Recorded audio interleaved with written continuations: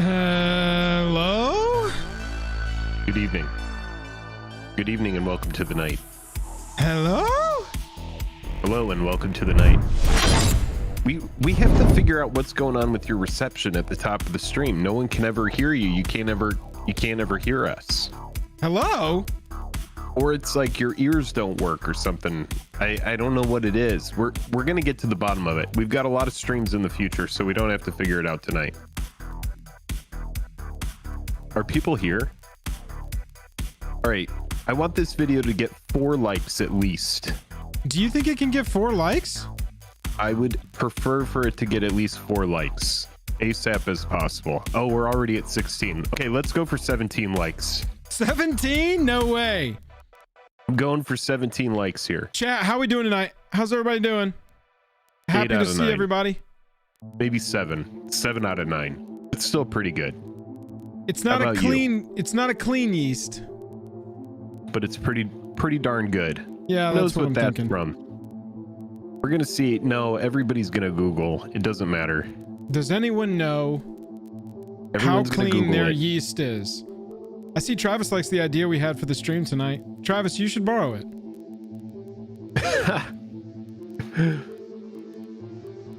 Let me pull up the chat. You know what? I need some music on in the background. I know that you have music playing on the stream, Yes. but I do not have any music going. And now Google over there is like, oh, I'm sorry, I cannot help you with this. And I'm like, stop listening to me, robot. What did he say about it? We're here. We're feeling good. MTG Call-In Show, huh? We got a great show planned for y'all tonight. We're gonna look at some great pickups in the world of MTG. I feel like my camera's off a bit. Hang on. Yeah, take your time. Let's say hey to everybody here. Get oriented. Jank is in the house. Hit level 40 in hardcore. Wow. Are you talking about a mod? I see Jank and Brody in the chat. What's up, mods? Everybody. Brody's here. Brody, you have to respond to your Discord DMs. Wait.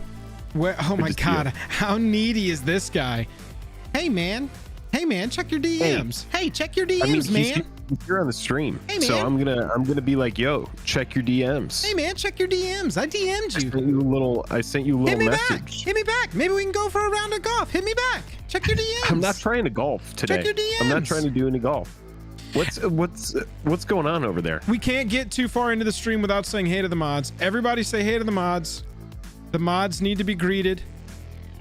They get really irritable if you don't say hey to them. Everybody say hey to the mods. That's number 1. Number 2, everybody say hey to our sponsors. Card Conduit, best place to sell your cards online. Take the hassle of selling your cards offline by going online to Card Conduit and selling your cards with them. Also, Jake, this is the first time we can say this on the channel. We've entered into a partnership, but now TCG Player is the actual official online store of Jake and Joel Magic, thanks to TCG Player for sponsoring the channel. That is true. We are currently now sponsored by TCG Player. Very fun time. And we're going to be talking about some all-time lows today.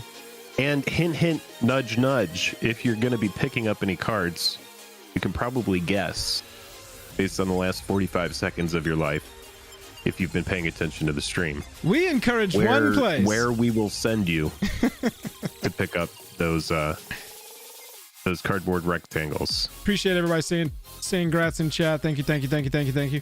Thank you. Also got to shout out Dragon Shield, the literal best sleeves that you can put on your cards. That's all you even have to say about them. That's it. Don't think about any other sleeves. You don't need to. Hang out with us long enough. We'll give them away. Dude, probably you'll win some. Oh my God. Yeah. I mean, if you've been here long enough, you probably have gotten some Dragon Shields. We've been using Dragon Shields for at least like 13 or 14 years.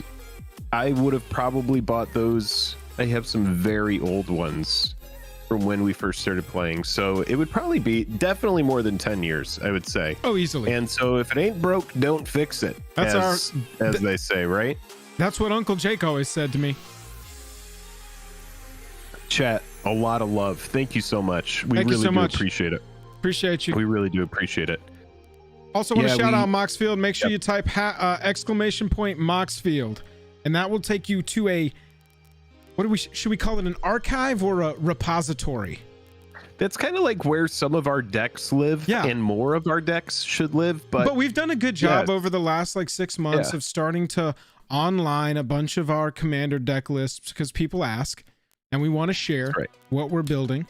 I actually just did an upgrade on Elevair for myself because I played Elevair. Jake, here we go. Here's a little hot, fresh MTG news. You ready for this? Dropping it right now. Hot.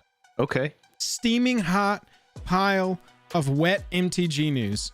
You ready? What is this? What is the news? No one else here is going to care about this except for you. This is a news bulletin designed for one human being and one human being only, and that's you. Whoa. Is it me? That's you. I'm trying to figure out which way my finger should go.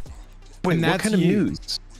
I am going to take Uriel the Yeah. Miststalker apart, and I'm going to use the green and white cards to make my Elevair deck unstoppable, because Elevair I see. is the most broken commander that has been printed All right. in the Let me last look it up. 73 read to it. 74 years.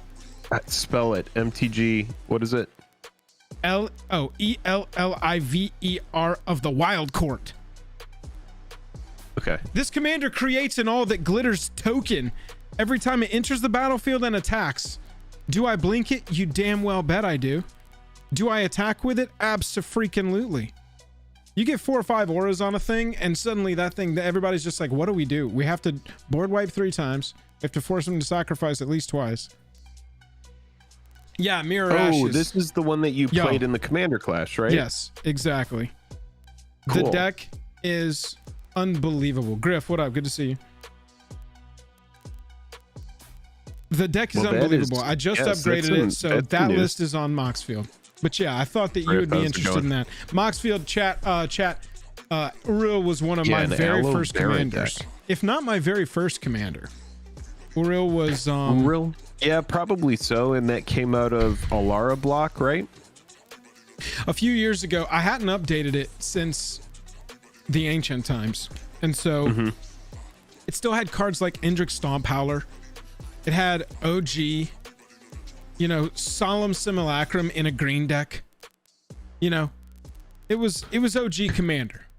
And so Dude, this comment just derailed my brain. In the last like 2 years, I've updated it, but now Elevair has just completely. The other option I considered was taking Uriel and making it a secret commander, Elevair, and putting some creature tutor in it. But that gets, I don't like jamming a shit ton of tutors into my decks unless we're playing CEDH. What comment derailed you? Nail a Kermit the Frog impression? Yeah, that's straight. It was just out of left field, dude. Actually, it's funny. Our buddy Jack, one of our other best friends, our buddy Jack would have been the Kermit guy. He would have been the Kermit impersonator. Yeah, he always likes to do a Kermit the Frog impression. He likes Kermit impression and he likes Arnold Schwarzenegger impression. Oh, yeah. He likes to do that one. Arnold impression is, yeah, that one's a classic, right?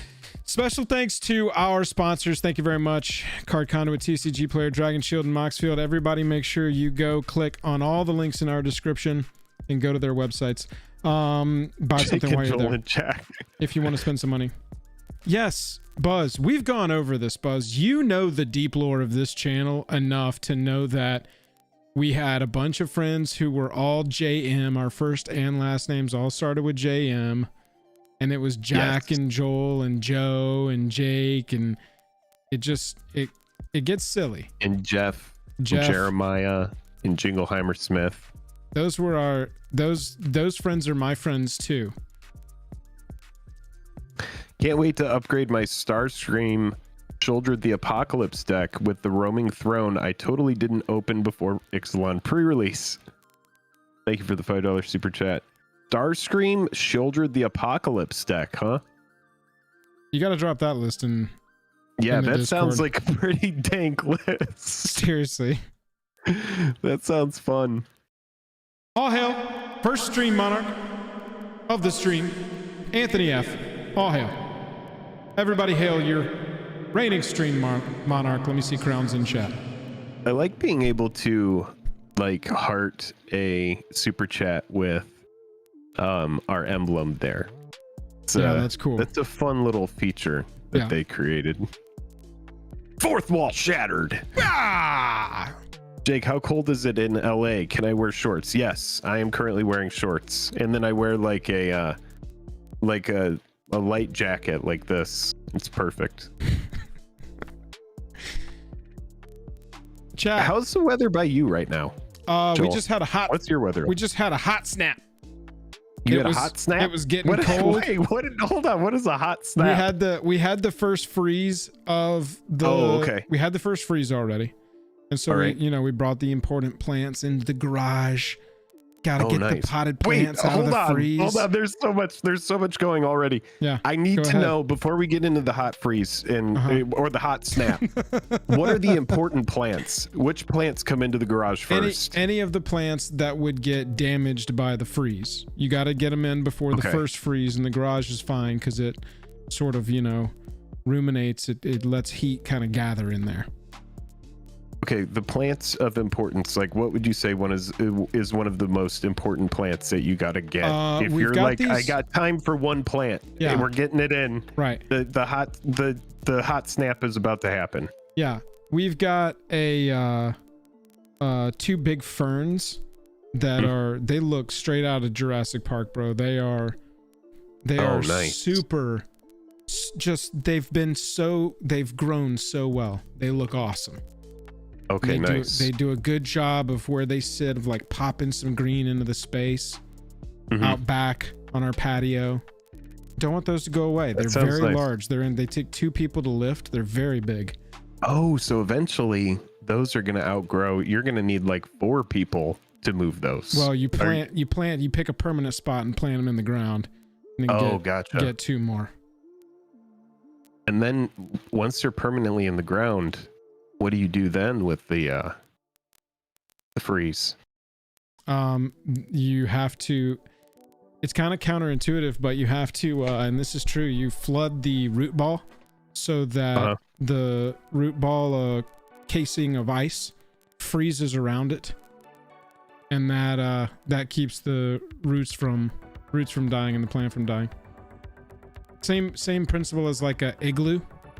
Or sled dogs digging down into the snow to sleep. It seems counterintuitive, but it holds in the heat better than being out in the cold air. Welcome back to Jake and Joel are landscaping, everybody. We really appreciate it. Get out your weed whackers. We're going to discuss some prices of plants. Hold on, but before the plants, we were talking about. Never mind. It doesn't. It honestly, I was really the weather. The weather. It was cold. Now it's hot. It'll get cold again. Yes. Okay. So it's about to double down on cold. It's about to double down on cold. Yeah. So if anybody has been wanting to do some light gardening, get in there. Protect your plants in the winter. Into our next sponsor. No, I'm just kidding. Scott's Turf Builder. Big shout out to the sponsor of this stream, Scott's. Do you want a green lawn? The greenest lawn in the world? Try Scott's. Scott's Lawn Care. All right, so we're going to talk about kind of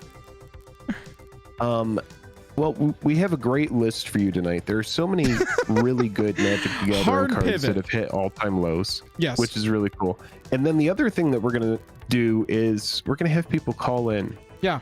We're going to do a little call-in show. We've been inspired by a friend of ours to try a new format. And so we're going to try a new format. David Letterman.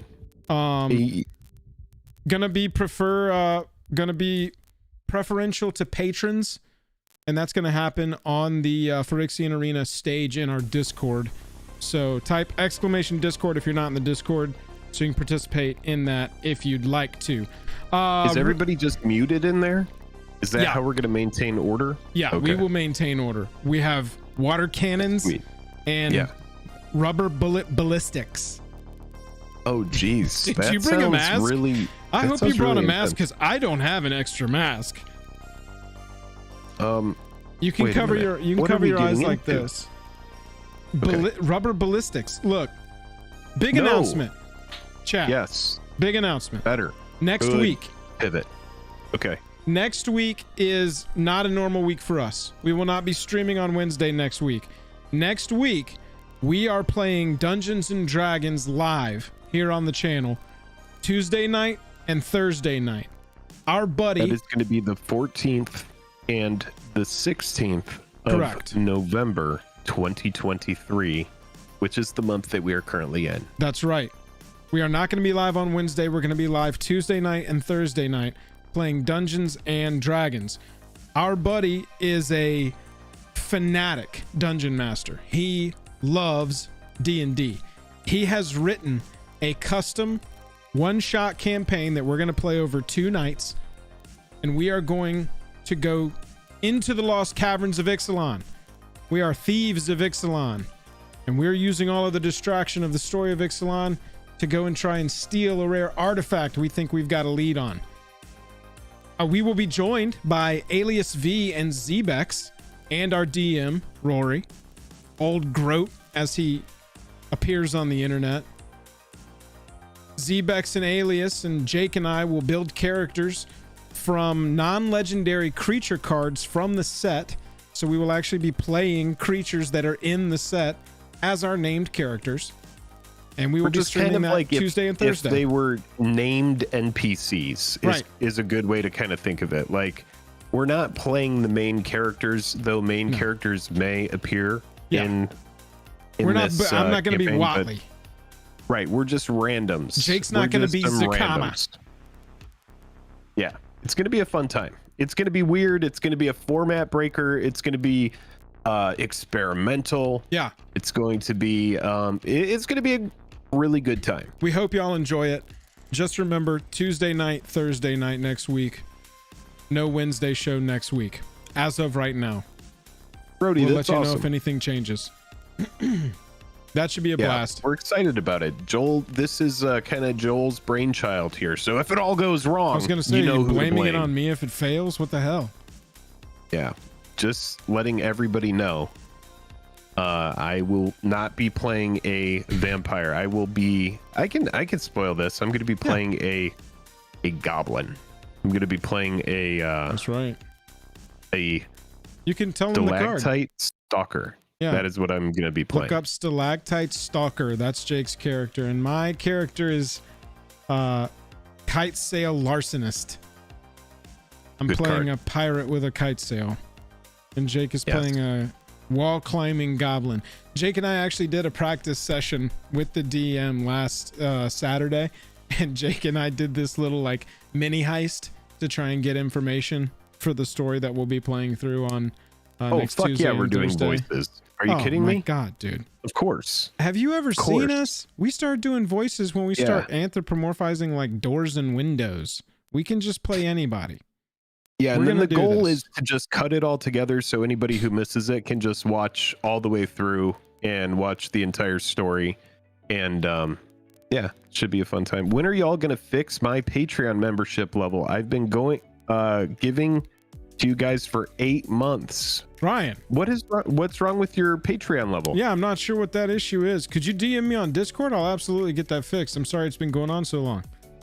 Feel free to let us know if there's an error somewhere, y'all. Ryan, sorry about that. Thank you for all the support. And also feel free to message through Patreon, and we'll make sure to get to you over there too. All right, chat. Jake, I should be sharing. I think we're good there. Sounds good.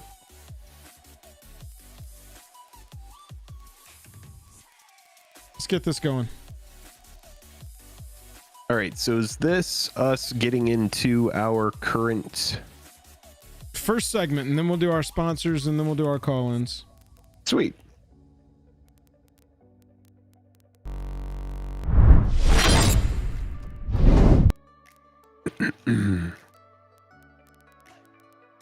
Beautiful. Jake, you want to open us up on this one? Sure. That sounds good. Let me go ahead and pull up our list.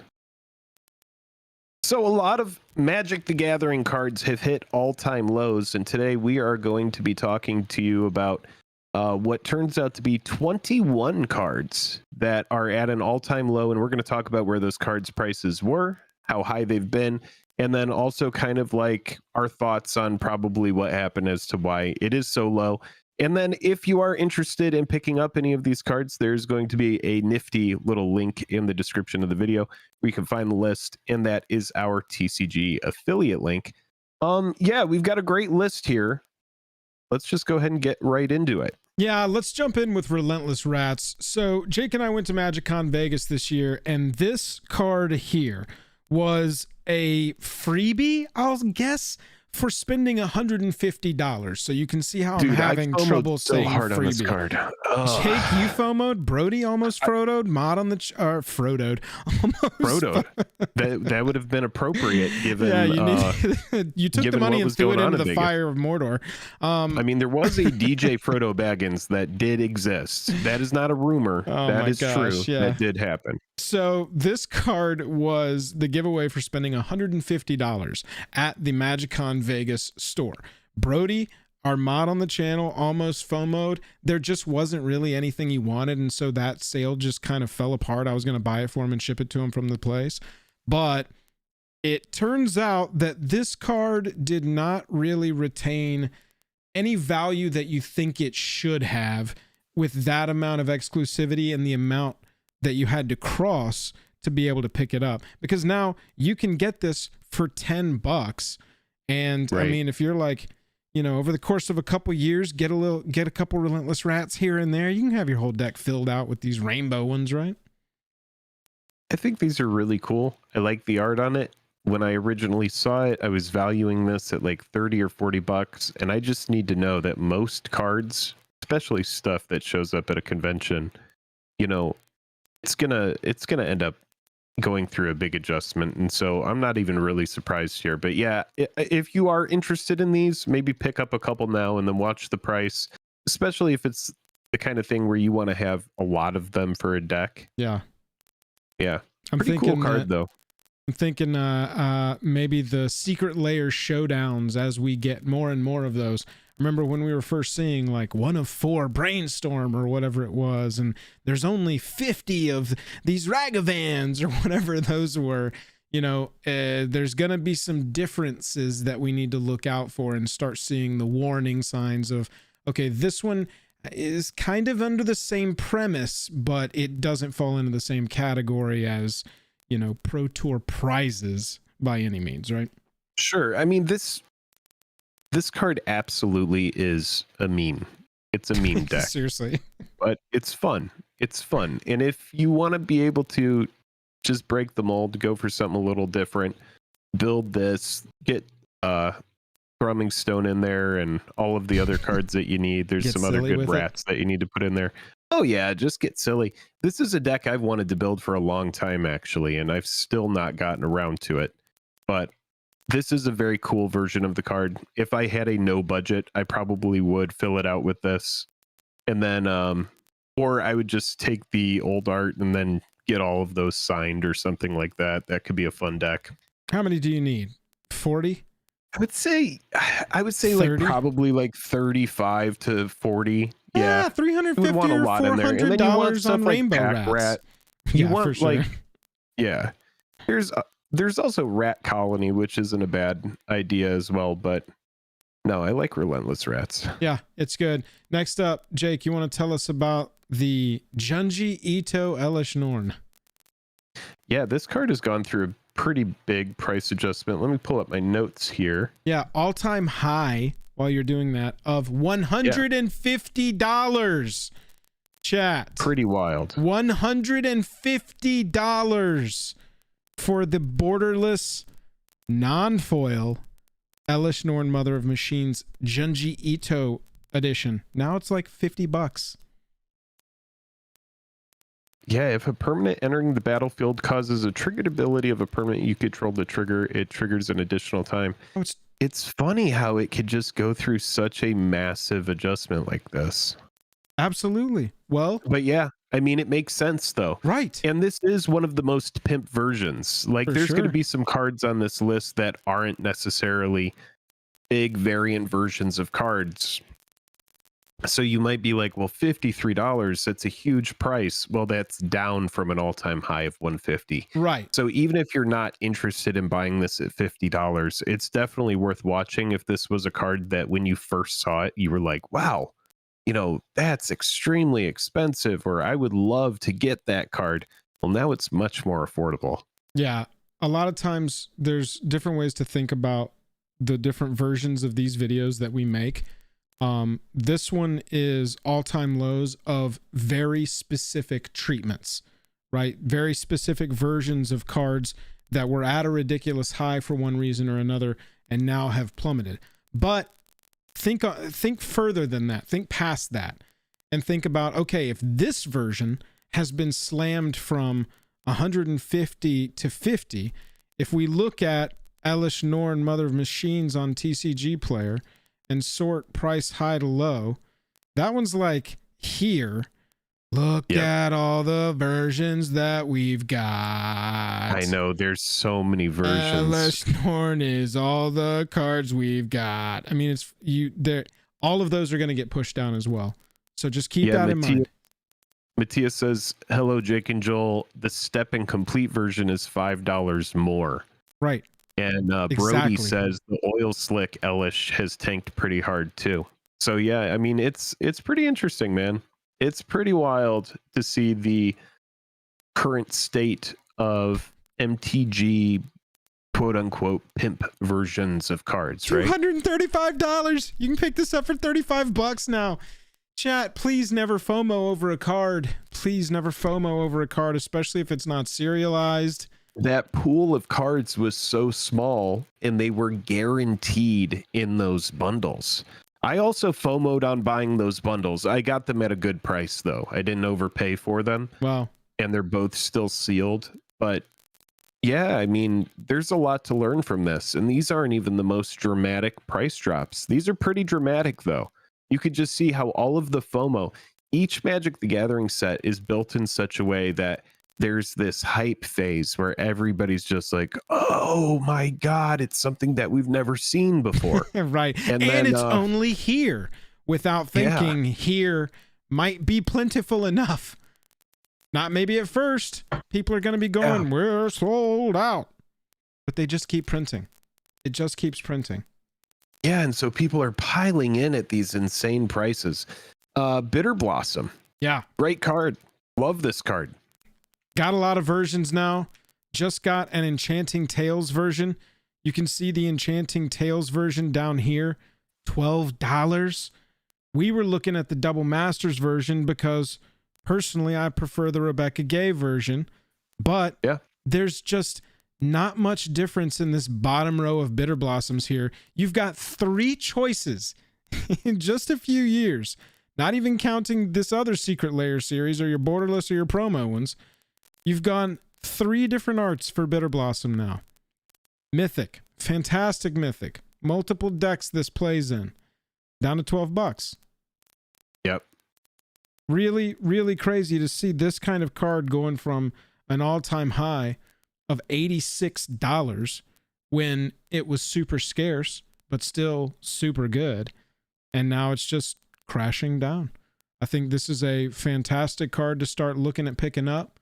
Next couple of weeks, especially because Eldraine's going to rotate out of memory as we get to Ixalan, and then Christmas and New Year's. Suddenly Eldraine is going to feel like it was 3 years ago.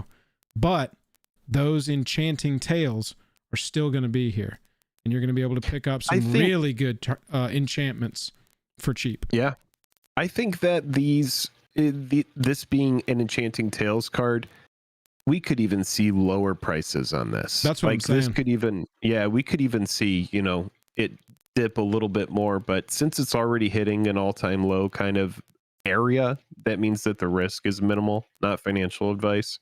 But if you don't have this card for Commander, for example, could be a good time. Oh yeah, absolutely.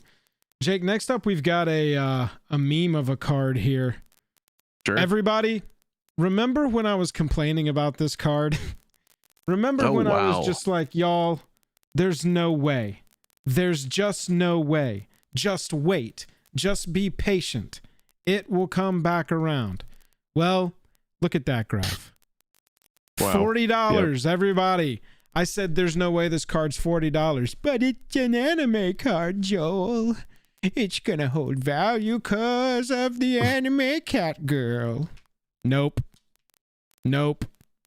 If you want an anime ballin', there's enough get out it. There on the...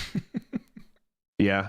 I actually, you know, the anime thing, in a lot of ways, sometimes it will hold a premium, but no, it really is just like an alternate title for this video could just be how FOMO. Well, never mind. Let's not come up with the title on the spot, but FOMO will lead you astray. Title craft is a very tough job, chat. Title craft is an art all of its own. You can't put a good title crafter on the spot. Jake right. did not have the correct metals in his stomach to burn to do title craft just now, and he apologizes. That was some sort of like... It was all on cooldown, dude. They were all on cooldown. I was like, nah, dude, you've already used it was an improvised conversation. Kind of like an improvisation. Improv at its best. Oh man, that was good. Ballin' though. Ballin' the Wandering Knight. Anime all-time high, $56. $56, y'all. People were paying $56 for this anime cat. We'll never see it again. It's beautiful though. It just doesn't. Do you not like the art? No, I've been very forthright about my opinions on anime cards on the channel. I'm not a fan. It's just not for me. I just don't. Oh, okay. Some of them have looked cool, but like the Smothering Tithe with everybody giggling, I don't get it. And so I don't get it. And so I just don't get it. I just don't get it. And so I choose to be honest about not really enjoying it. But what I do enjoy, Jake, is a card like Force of Will now being in the $40 range. Yeah. You know, this card being at this price makes a product like Dominaria Remastered like so much less appealing. There was a time where Force of Will was like the flagship card of a set, and it was like they announced $150 pull in Eternal Masters. They announced this card for Dominaria Remastered like 6 months in advance to get the advanced type on this. But the thing about Force of Will that makes it interesting is it's such a sweaty card. Like, yes, Legacy wants it, but that's in you know, relative to the rest of the community, a pretty small pool of people, right? So the only other people that really want this are like CEDH players. CEDH is growing, dude. CEDH is growing. This coming weekend or the next weekend, we have the highest tournament payout for a CEDH tournament ever happening. I think it's going to be like, I don't want to misspeak and say what it is, but I saw that it's the highest payout for a CEDH tournament that's ever been that's ever happened. And so sweat cards. But it's also worth noting that, you know, we were just at Summit and there was a massive CEDH tournament there as well. And it was proxy friendly. And that is true. That is true. You don't even like that is hurting the price of this card as well. You just don't need it. Yep. Unless you're playing Legacy or unless you're in like a pod where people are like, no, you can't have proxies. The thing about most CEDH players is they know how expensive their format is, and so they just want other people to play it, and they don't care if you proxy for it. Let me get John Reed here with the $10 super chat. Thank you, John. John says, Jakey Joe, you undervaluing anime cards again? You've got to work on that voice if you're going to do it. That was a terrible I don't want to do it. I'm reading what John's... Again. Oh, there you go. There you go. Worst. John Reed, you bought your Jakey Joe. Oh, I'm gonna throw up. Thank you. Thank you for the super chat, John. Good memeing. You bought a performance of Jakey Joe. Jakey Joe, you undervaluing anime cards again. You know what? John, I'll do thank this you. stream cut, and so what we'll do is I'll just keep that in there, and it can live in there forever. Oh, good. Yeah. Live in our hearts. Live in our hearts forever. And our dreams. Jumping back to this. Yeah. Yeah, I don't think, Jake, that there was ever a time in my mind where I thought I would look at a page of the Force of Will printings and see 3 copies that start with a 4 and are only 2 digits. Pretty amazing. Dude, that one on the far left there, that promo, dude, that card used to be so expensive. I remember when that was like a $500 card. Pepperidge Farm remembers when it was $465. Yeah. Wow, that's just on the yearly, dude. That's what I'm saying. We've only got the yearly charts here, but I mean, everything's plummeting. Great pickups is the name of the episode, and we've got specifics, but you know, there's a lot of cards that are great pickups. And look, here you go. One thing that's fun though is like collecting one of each of these is useful, because then if you ever do need an actual copy of it, right, you can throw it in a deck. If you're oh man, you know, I don't want a proxy there. Let's go ahead and, you know, actually get the real versions of the cards together. 100%. Otherwise, you know, it's like you don't need that many copies of it. You just do need not. one. I'm a one and done and proxy the rest kind of player. Yeah, you proxy it across all the decks, right? That way MTGO you can just be like, rules, baby. I play MTGO rules around here. Right, dude. Yeah, I mean, that's a good mindset to be in, because then you can save yourself some money.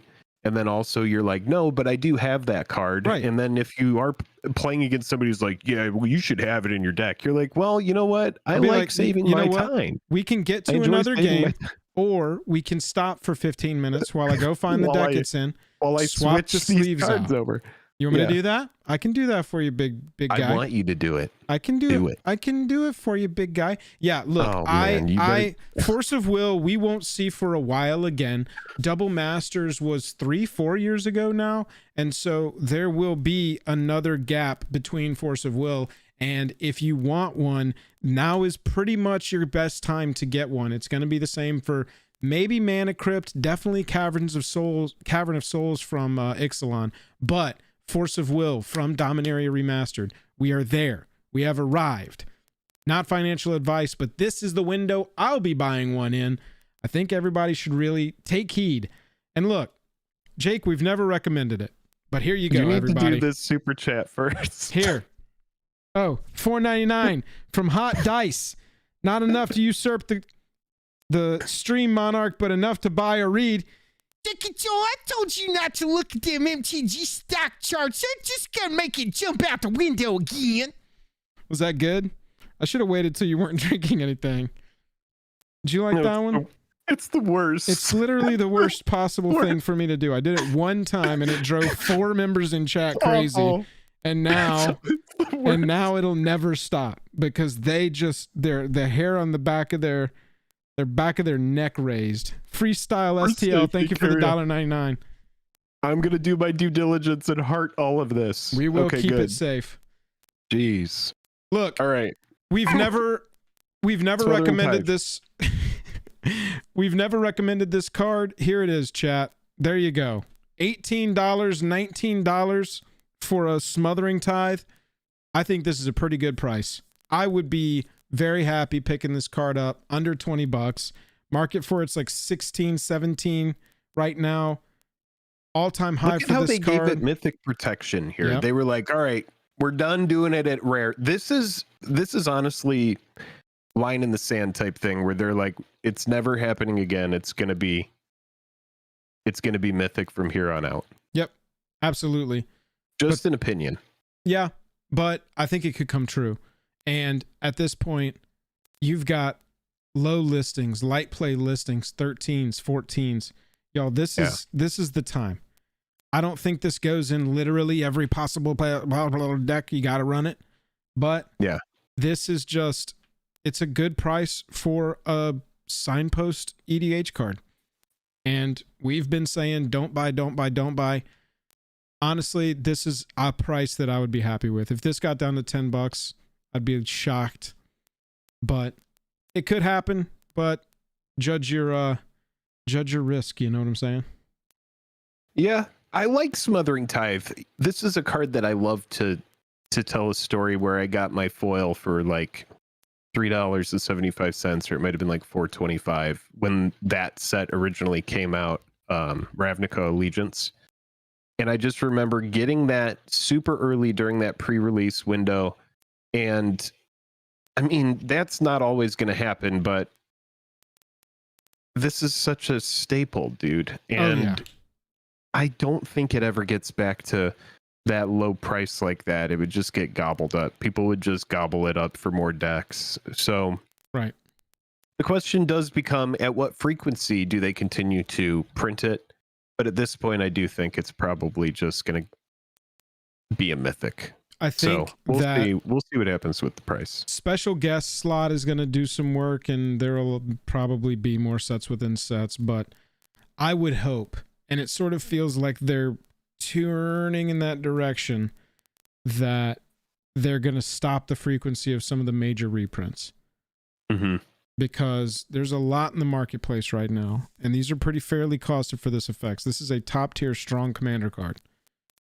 There's an argument for there would it be in a lot of decks. people that would disagree, that would say, I want it to be, cheaper. I want it to be, a $5 card or whatever. And then I say, well, proxy it. Yep. Proxy it up. If this doesn't fit for you and you want to play with that effect, just proxy it. Most people don't care. Yep. Kindred Discovery was Commander 2017, and this was a card that didn't get reprinted for a while. All-time high on this one, $45. And now you got market prices under $8 for a version that I think is pretty sweet. ETBs or attacks. This card is just so much velocity. If this goes unanswered, you just draw all of the cards. It's kind of insane, the power level of the card, and that is why it was so expensive when it was scarce. But right, between Battle for Baldur's Gate, Enchanting Tales, having 3 versions, one of them being premium in the anime confetti, still got your list reprint version, and now we've got Caverns of Ixalan bringing it as another reprint in the precons. And so yeah, I mean, the price of it has just been absolutely decimated, which is great for players. Deuces are wild for this one, y'all. This is pickup range. Your risk on this is low, especially if you're grabbing one of these copies at $5. Wait a couple months, don't FOMO out on it. Probably get down maybe to the 4s, but at this point we're splitting hairs. This is the Wilds range. of Eldraine, it just offers so many good reprints in that Enchanting Tales slot, dude. I honestly really like that slot a lot. It also gave us some really good brand new cards. Moonshaker Cavalry. I think that this is getting into a watch range, y'all, because I don't know how soon it'll be that we just get another reprint of Moonshaker Cavalry. I mean, if they intend this to be the white Craterhoof Behemoth, it's unlikely that this card just pops up again randomly. Really good card. It's good. And this is one of those where it's like, okay, we're saying a $14 card is a great pickup, but this card was at $30 at debut. It was up at Craterhoof prices. And so it stands to be seen if this one gets reprints or just kind of continues going down. This is one, if you're taking notes. It's a pretty strong effect. It's a pretty strong effect. Evasion. But flying ain't trample. It ain't quite trample. No, flying ain't trample, but I mean, the big thing about trample is you got a clogged up board state where a lot of stuff doesn't have flying. This should, in my opinion, be kind of, equivalent, getting in the air.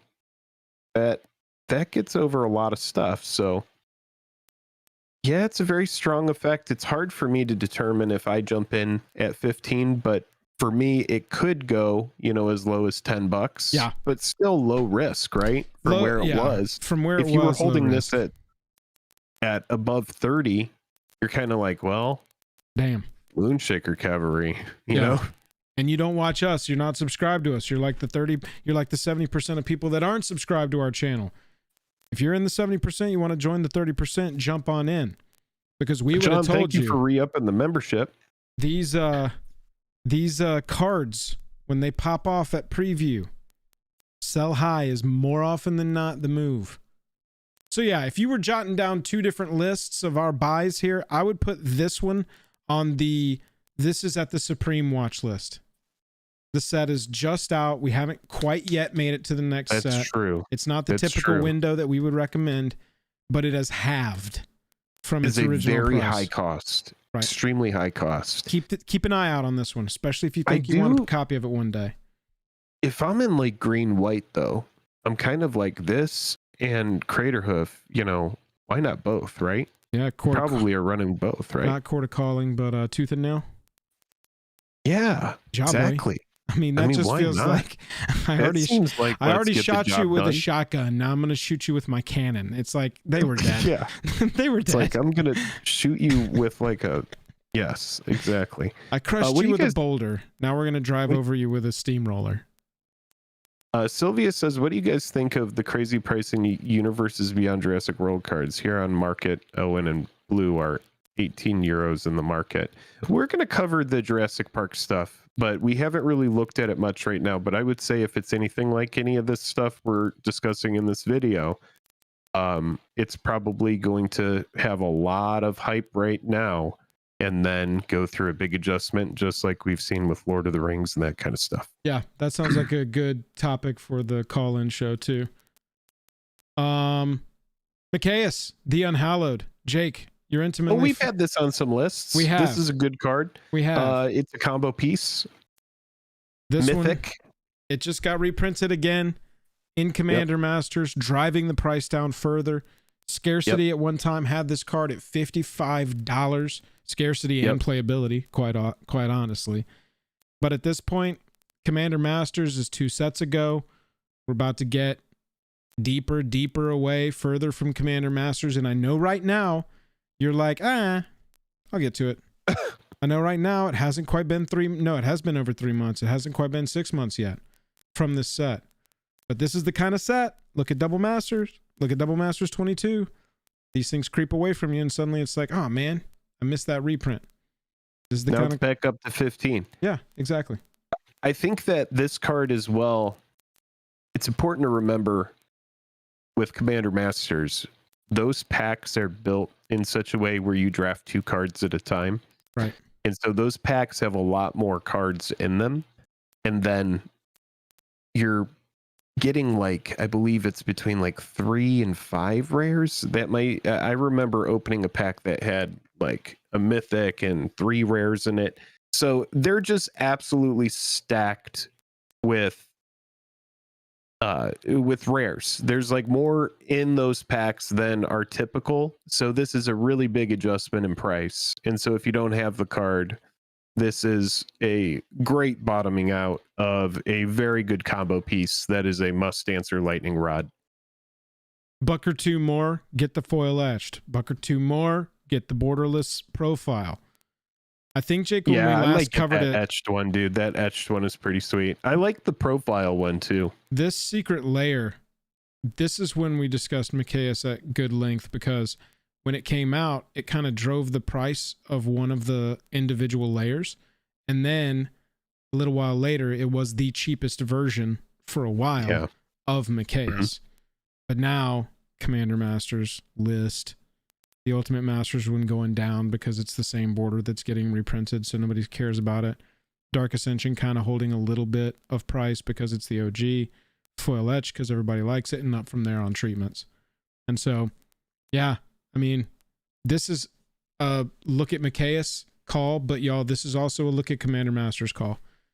Lots of treatments on that, to Jake's point. Lots of cards getting pushed down. But let's catch up to the set that we're about to hit, that we are on the eve of, the verge of, and that's Lost Caverns, bringing us another reprint of Cavern of Souls. Market for this card right now is like 32, 35. Pretty good. This card is pretty good.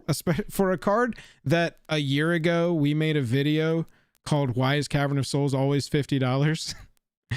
The answer, it's not.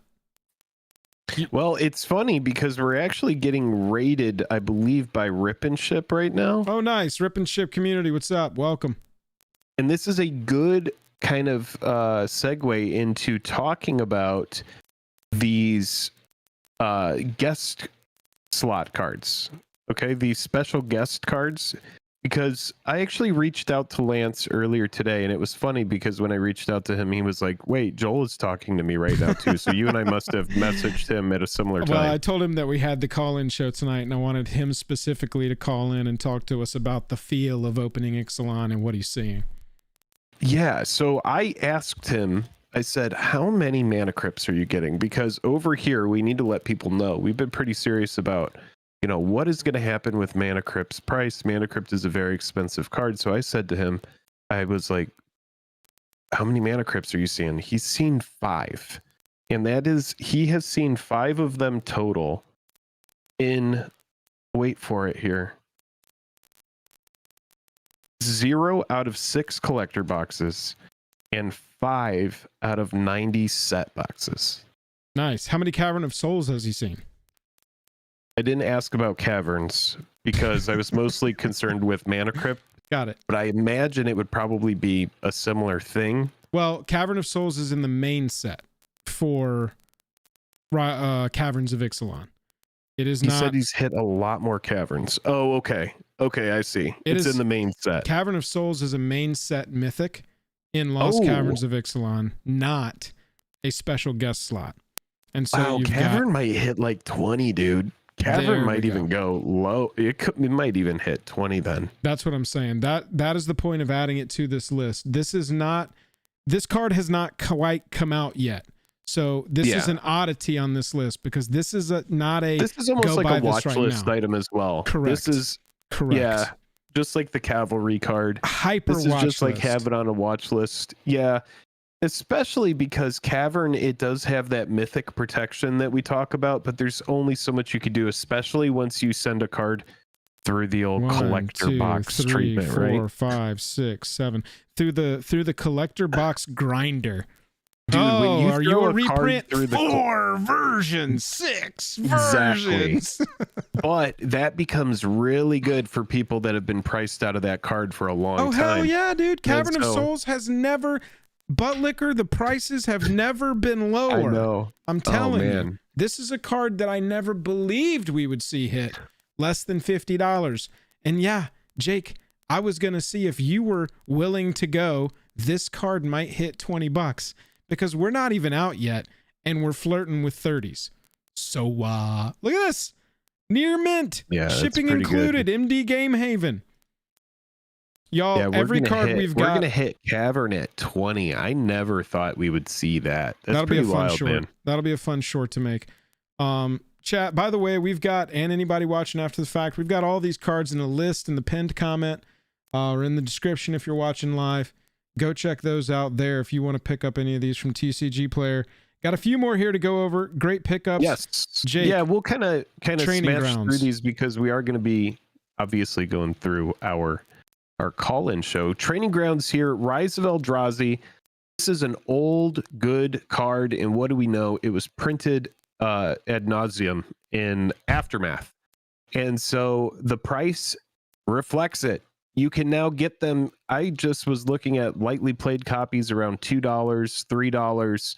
So we have on here that Training Grounds, the market is about $3, but it looks like you can find it lower than that. Oh, dude. And then the funny thing is the all-time high of this card was as high as $65 before it started getting reprints. Y'all. So scarcity, man. Scarcity, baby. There are so many commanders that have good activated abilities that if you reduce them by 2, they go bonkers. And so this one being figured out what we could call this list. What is it? We could call this list biggest losers. Biggest losers. And we just put our faces in the thumbnail. Shouldred, Whispering One. Jake, you can get a fantastico creature for your commander deck for $6. Why is this relevant? Because Shouldred Whispering One, pre being printed a billion times, was above $30. and now this card is around 5. Jake, how many times have I played Shieldred Whispering One against you, and how many times have you liked it? Well, it's just a must answer, you know? It's an absolute must answer. I run it in one of my decks as well because it's an absolute must answer. There's just so much value on the Shieldred train. And yeah, it's a big casting cost, but it's a big effect. And if you don't have it, it seems like $6 isn't bad.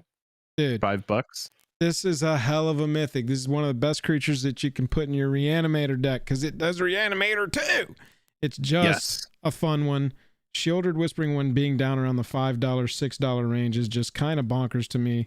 But not quite as bonkers, Jake, as the fact that you can go and pick up a copy of Demonic Tutor for around $30. This was a $75 card for the longest time.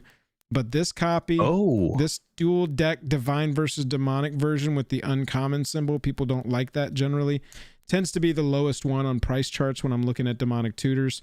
You can see how many Demonic Tutors there are in this world. But as you get down here, you can see you've got even cooler options. So there's a funny $30. story about this card. You see that one in the bottom right, which is the list version? List reprints, Demonic Tutor. To your point about the uncommon symbol. Yep.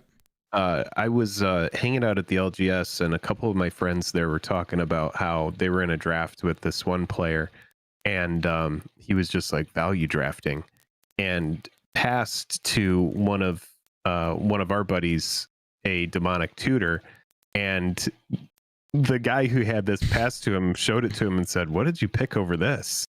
And he goes, "I didn't realize it was uncommon." He's like, "I was just looking at the rarity symbols." And then he scooped from the draft, and they had to figure out how to like draft because that guy left with his my God, product. He just left right in the middle of the draft. He was so mad. He shame scooped because he missed the Demonic Tutor in the pack, not realizing that the uncommon symbol. Dude. But dude, I actually love this version, and I love the art on this card. But yeah, this person just like rage quit from quit a live draft. Yeah, from missing the demonic. Yeah, it's a great story. God, but this card is great. But yeah, it was a mystery booster draft, and they were just like, "Oh no!" Wow. Yeah, I mean, look, the Strixhaven one is pretty dope. The UMA one, very close in price, also dope. Guy in a boat. You want a demonic tutor with a guy in a boat? Get your demonic tutor on. Yeah, this is just such Commander Master's working on that price pretty hard right now. For the same reason that Tithe is taking a big bath. And exactly. I mean, $40 for this ridiculous looking one. Giancola, seriously, coming hard with the Demonic Tutor. Oof, I do want to get a couple of those Commander Masters draft boxes just to fill out some really fun variants, though I know it's not fiscally responsible. It would just be fun to open. Jake, this is your kind of card, so I feel like you should cover this one. Oh yeah, this just is, if you're playing damage amplification, if you're playing a deck where you're at the point at the end of the night where for some reason you just got done with the game at 2 a.m. and everybody's like, let's shuffle up and do one more. You need a deck that runs effects like this because you're going to close out the game or you're going to get removed quickly for having powerful cards like this. Just like this card, City on Fire, Repercussion.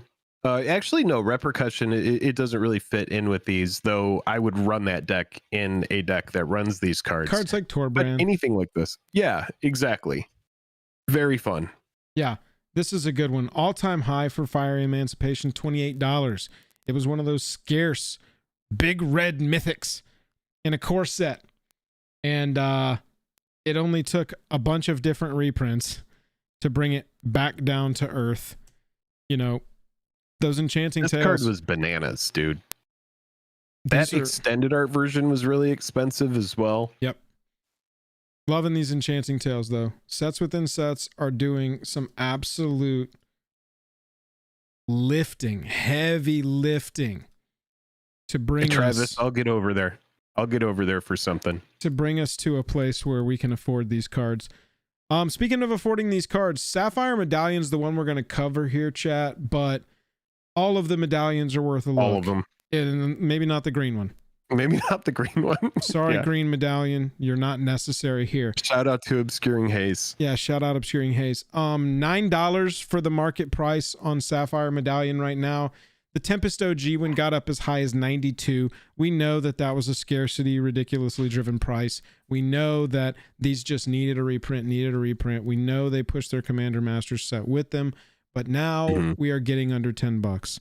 Sapphire is going to be Sapphire Jet. Maybe the red one going to be one of some of the most played on this. And being under $10 is pretty indicative of what this reprint did to these cards. Sylvius, absolutely. Yeah, I like Sapphire Medallion. I actually just pulled this card in a recent draft, and I was very surprised to see where the price of the card currently is. Ruby Medallion. Very good in blue because blue already likes artifacts so much, right? Right. So imagine having that on the battlefield and then being able to tap it for mana all of a sudden, right? Because you have some sort of way to tap artifacts for mana. Right. Based on some overpowered commander.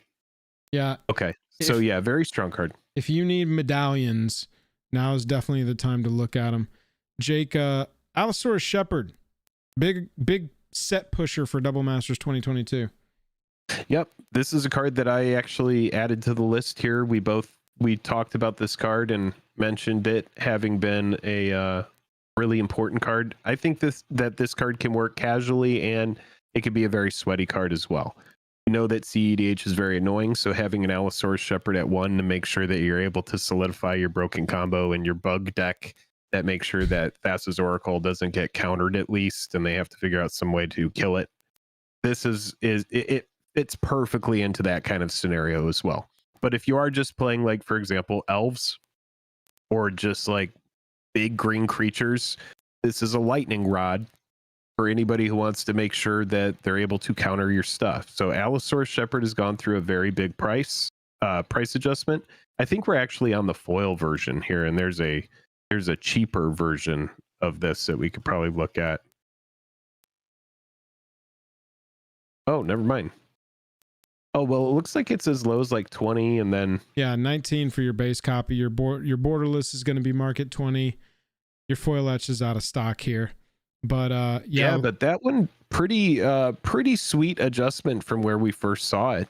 Yeah, I mean, better than $100. All-time high of $100 for that specific version there. Allosaurus Shepherd got ridiculous because it's super playable. They just had a no ban list historic event on Arena where all of the cards were open. You could build a deck out of anything, whether or not it was in your collection. And I played an elf ball deck, and the guy scooped because he saw what was coming, but I was going to turn 4 Court of Calling for a Craterhoof Behemoth, and I already had 8, 9, 10 elves on the battlefield, able to make a ton of mana with my Archdruid. Yeah, disgusting. And Allosaurus Shepherd was one of the 4. You're a terrible person. Elf ball, dude. That's that's all that you just said to me is here, Jake. I've enjoyed doing the channel with you. I'm a terrible person. This is why. Well, what do you expect from me? Awful, and this is a great reason of why I'm awful. But that does sound like you absolutely pushed that guy's face in the mud. Hey, turn 4. Nature. That's brutal. It's Nature's Order was the banned card that it heavy played in there, and so you can go just sacrifice one of your 1/1s and go get Craterhoof right onto the battlefield. Pretty good. Pretty good. Tell us about this amazing equipment that's also essentially a combat trick. I've got so many just like repressed traumatic experiences from playing with and against this card when it was in standard. $5 market price now for one of the best combat trick equipments you can get, period. You're casting this for less than 6 almost 100% of the time. This card was up as high as like $25. It's been nearly 10 this year. Now we're down below 5. It plays well in equipment decks. Little niche. It's not going to go in every single deck that's red, but if the deck wants it, it's definitely an inclusion. it's such a great card, man. And there's not a lot of equipment that do what Embercleave does. So if you want this effect, you've got to just go for Embercleave. Look at those listings as low as $3.86, probably for a lightly played or busted old copy of the card. But that's a really good price for this one. I remember this, and we can see that the all-time high on it was $25.54 in February of 2020. So that just kind of shows, once a card goes through the standard season, and then if it's just really a commander card, no other decks really want it. If it's not like a pioneer or a modern staple, if it doesn't go to the eternal formats, then you get a big adjustment like this, and then commander players are like, sweet, I'll pick up Embercleave for $4. And if you do decide to, you can use our TCG link below. Got him. Fun fact, I pulled Embercleave as my pre-release stamped, and so I've got a naturally received Embercleave with the pre-release stamp on it. Fun fact. I think I also have that card, but I think I bought it for like $15. Nice. So I've lost like $5 on it since I bought it based on the current price. You're in the poorhouse. And that's where people get put by Jingataxius, is in the loser house, because Jingataxius wins games. Ugh. This card is so good. And when this card came out, the hype for it was just off honestly the charts. Going to the moon. Oh, yeah. This card is $3.40 now for this Phyrexian version. It's so crazy how this Phyrexian treatment has gone from ooh to nah. Yes. That's just like the best way I can sum it up is it just goes now. Now, I don't know what sort of legitimacy this price has, but this card has an all-time high, $299. I'm sure in January of 2022. That's got to be somewhat gouged, somewhat manipulated, but sure. I remember this being hundreds. I remember this being a great pull. And that not anymore. Imagine diamond handsing that at that price and being like, nah, dude, we're holding. I mean, that's a hard, if it actually was, and that's probably a pre-release price. So that's a good point in this video. Take these prices with a grain of salt, because a lot of these prices have a weird inflated pre-release price that I'm sure is somehow factored into how these all-time highs work. Oh, absolutely. But it does show that it pays to wait. Yeah. Every time I've had this hit the battlefield, everybody immediately starts going, okay, I've got an instant speed removal. Who else has an instant speed removal? All right. Who wants to kill Joel? Yeah. Do you want to cast your instant speed so it can get countered, and then I'll cast mine? Sound good? And that is what typically happens to Jingataxius, unless there's only one piece of removal in anybody's hand, and suddenly it's, I'll go tutor for one. Give me a second. Basically just like 7 mana or reanimate it and take 2 pieces of removal out of your opponent's hands. That's basically what this card reads. Brutal card. We have 3 more cards left for you in this list. Spiteful Banditry, mythic from Universes Beyond. Everybody called this the Red Meat Hook Massacre, except I don't think it landed quite as hard as Meat Hook did. Whenever one or more creatures your opponent's control die, you create a treasure token. Is not as good as Aristocrat Drain, turns out. That happens when the card is cast and then just forever. Like this treasure token ability, but still. I think that this could still see play in the right decks. A lot of X decks have been popping up lately. A couple of different options for commanders on those. And I think that this is one that I don't hold the same theory that I hold with the rest of the Lord of the Rings cards, or a lot of the Lord of the Rings cards, which is that it's hard to reprint this, because it's not. Spiteful Banditry, not hard to reprint. But, I mean, you're talking about going from $4 to $1. Your risk is low. Dude, on a card that had an all-time high of $25, I mean, clearly most Magic players are going to know that damage is going to be less desirable than -X, right? So it is strictly worse than Meat Hook based on that part of the card. Yeah, for sure. But then, yes, the treasure tokens, even though treasure tokens are very good, it's red, so it's in the right colors for treasure. Yeah. That also is not as effective as what Meat Hook does once it's resolved and on the battlefield. I like both. I like both of these effects because you have X on 2 spells, talking about Spiteful Banditry and Meat Hook Massacre. Yep. That you could sink mana into, so you can do stuff. It's modal. You could be like, I want to kill, these creatures with this toughness. I want to leave this stuff alive. So unlike other board wipes, these spells, I do like both of them for different reasons, but I do find Banditry to be, a really good card. And since obviously it didn't hold that $25 price, if you are interested in this at $4, I like it a lot more. Right. And I think Tempest Official in chat had a really good point. This ability triggers only once each turn has become such a boogeyman for take a card from premium ridiculousness way down to earth. And so that's probably something that's holding it back as well.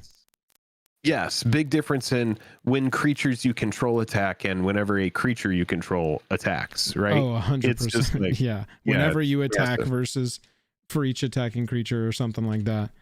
Yeah, man. Yeah. Man, these sacrifice draw a card lands have plummeted down to earth, haven't they? They sure have, man. These cards, when they originally came out, and so we're talking about all-time highs in May of 2019 on these. All-time high on Fiery Islet, $37.95. It's at $3.95 now, and this card is kind of like it represents this entire cycle of cards. A lot of players were thinking about cards like Horizon Canopy, for example, and thinking of, that's like a 3 of in modern decks like Boggles. The thing about Horizon Canopy before it got reprinted, it was a very expensive card, but it was a scarce card. And so we see that with, Fiery Islet and the entire cycle that came out of Modern Horizons 1. Once you reprint that card, I mean, look at it. Look at Horizon Canopy. Very good effect. Yes, but even the Zendikar Expedition version of it, and I remember getting one of those for like $60, is at $20-something. And that's just because of, reprints and then probably, modern kind of falling out of favor, not having as many players, or, we could even talk about the pandemic and that stuff, which we won't. Sure, but also, Jake, you can't ignore pretty wild. 2 sets within 6 months of each other brought us 1, 2, 3, 4, 5, 6, 7 versions, including serialized. 7 versions. But the Horizon lands are great, man. Oh yeah, they are great cards. And now at the $5 version, why not? Oh Doctor Who. Yeah, Doctor Who driving it too as well. Brought us. Look all at the of these. extended art version of it. Yeah. $2.49. Surge foil on a card that has electricity in the art. Extended art Surge foil, $6.25. You feel like if you pull an extended art Surge foil, you should be doing better than $6.25. Jake, but if you want this effect on a land, I like in Commander having a land like this for late game when I'm like, all right, you know what? I'll just sacrifice this thing and see if I get anything out of my land base, you know? And I don't care about the pay 1 life. I like City of Brass. It's fine. I'm a fan. It's fine. I feel like it's only appropriate for us to end on a card that is black, black, black, black, being fans of the color in MTG. We've got Phyrexian Obliterator. This card, bro, $40 when it was really slamming through. Honestly, up near 40 as recently as a year ago.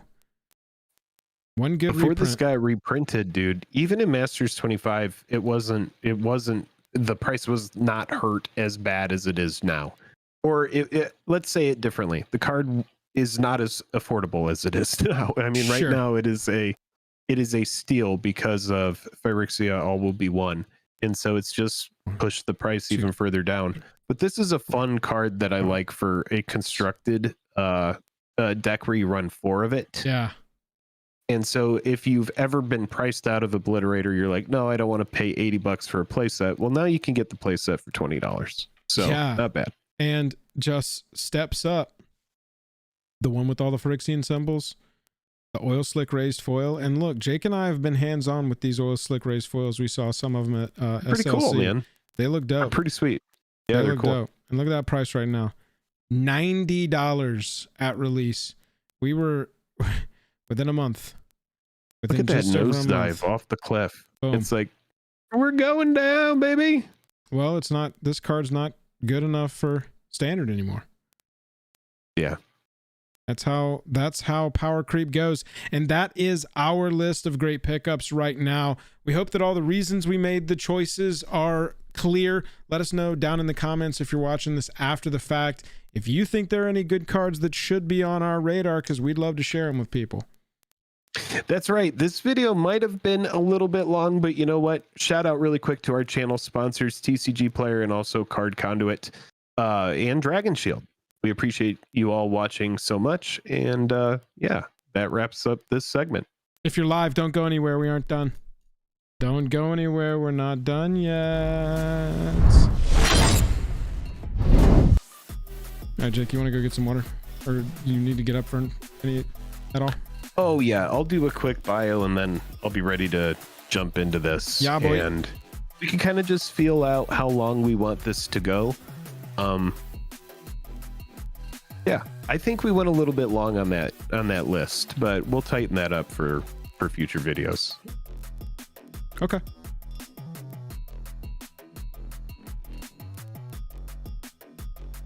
Here be. Chat, we're going to do a little call-in show tonight. What's on your mind with MTG? Call in, have a comment, have a question. Keep it brief. We want everybody to get a chance. What we're going to be doing is we're going to start the show on the stage in Discord. If you're not a member of our Discord, type in !Discord, and that will get you over and into the right place. You jump into the Phyrexian Arena. That's going to be the best way to talk with us.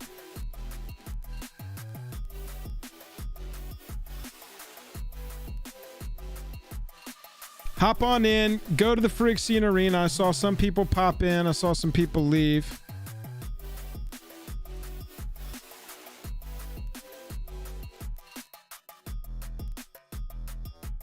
I think I fixed that audio because I think my my cord had come out and I didn't even notice it.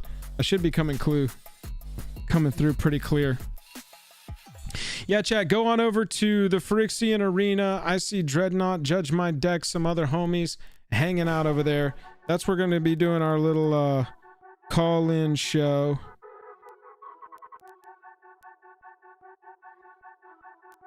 And we'll get this going very quick.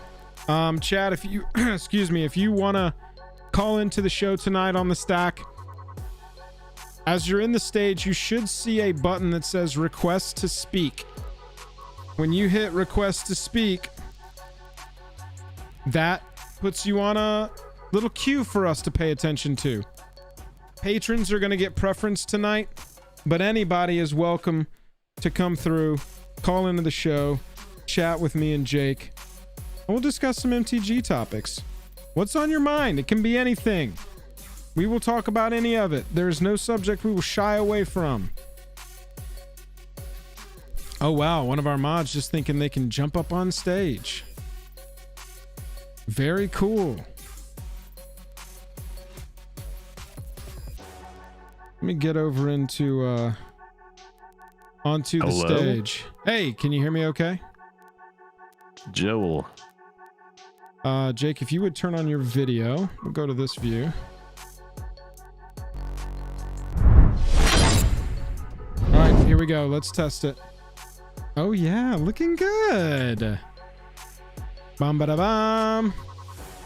All right, Jake, can I get another test of your audio? Sorry guys, this is a new stream setup for us, so we're just making sure we got this good.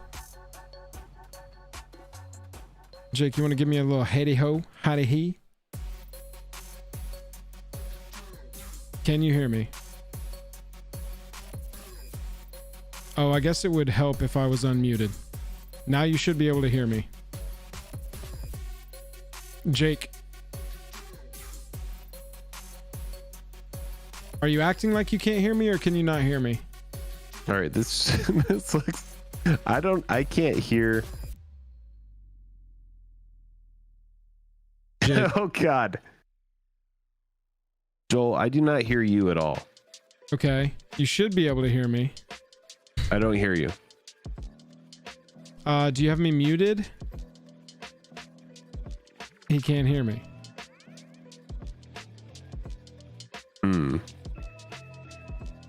Can y'all hear? Y'all can hear him. I can hear him just fine.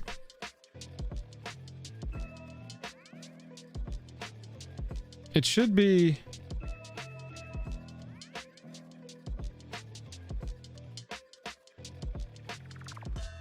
I don't know if he's trolling me or not.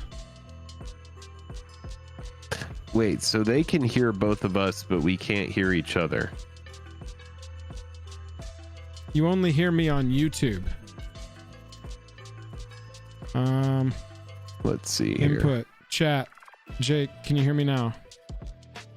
Jake, can you hear me now? It's good that we're figuring this out. Absolutely. That's not While it. we figured this out, Jake, we are going to talk about. Oh man.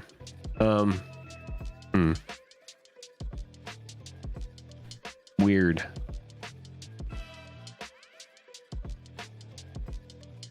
Check your input device on Discord. Check. Check.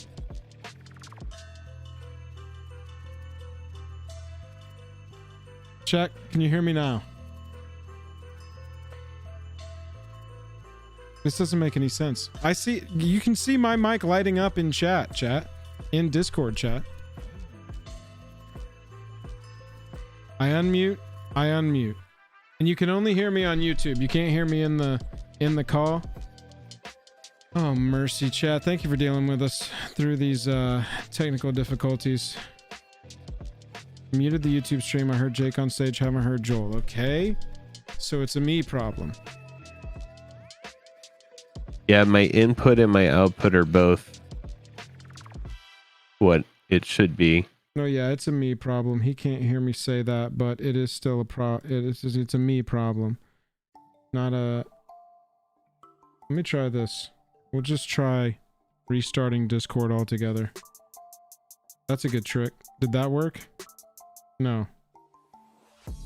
Disconnect from there. Let me go here. Try this again. Play some video. Not push to talk. Chat mic. I mean, he just heard me. Check. Yeah, it's hearing me. It's lighting up. See, look, chat. It's hearing me, right?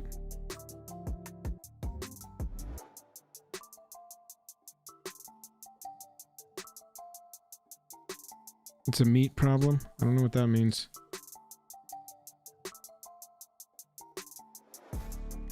Let me make sure. Chat mic. There we go. Chat. Digital audio interface. Yeah, chat mic. Join stage. Now can you hear me? I can hear you. Oh my god, we figured it out. Nice. It was me. Nice. I was the problem. All right, chat. Now everybody should be able to hear me. Everybody should be able to hear Jake. All right. We are taking your calls live on the air tonight. If you've got anything, if you got anything on your mind related to Magic the Gathering, no question too small or big. We'd love to discuss anything with you tonight. Wide open. What's on your mind with MTG? Our first speaker here tonight, I actually invited to the stream. We're going to start with him since he was so gracious to join us. Cothern from Rip and Ship. Chad, if you don't know Rip and Ship, you got to figure out Rip and Ship. Go over there, drop a subscribe. One of the mods, if you'll drop a link in chat, that'd be great. Live from Moonshot, which is I think where his studio is. Cothern, how you doing? Moon. Hey, can y'all hear me? Absolutely, we can. Chat, everybody here in Cothern, okay? 3 people. It's a miracle. Look at us. Wow. Technical difficulties be damned. The show must go on. Y'all want to see some cool stuff? Yeah. Yeah. Absolutely, we do. Okay. Sorry, I'm in OBS, so apologies for the. No, don't apologize. It's all good. No, you look good. Look at this. Let's get a little zoom There on we that. go. Let's see. Can I flip this somehow? Did you pull that Like, tonight? reverse my camera. Yeah, I just pulled this tonight. Nice. I don't have a way to flip my camera, so obviously it's backwards. But y'all No, get it's the idea. not. It's not. It's not okay. It's just on my end then. Wow. But there is the yellow neon ink mana crypt. We pulled that tonight. It's So beautiful. that was pretty sick. So these are a lot more rare than I thought that they were going to be. So you're not finding these a lot. So in the set boxes, we've opened up 90 set boxes so far. I've opened up 5 from the set boxes. They're non-foil in set boxes. Yeah. In general, we're getting like 1 special guest per box most of the time. Sometimes we get 0, and that includes in set boxes commons, uncommons, and rares.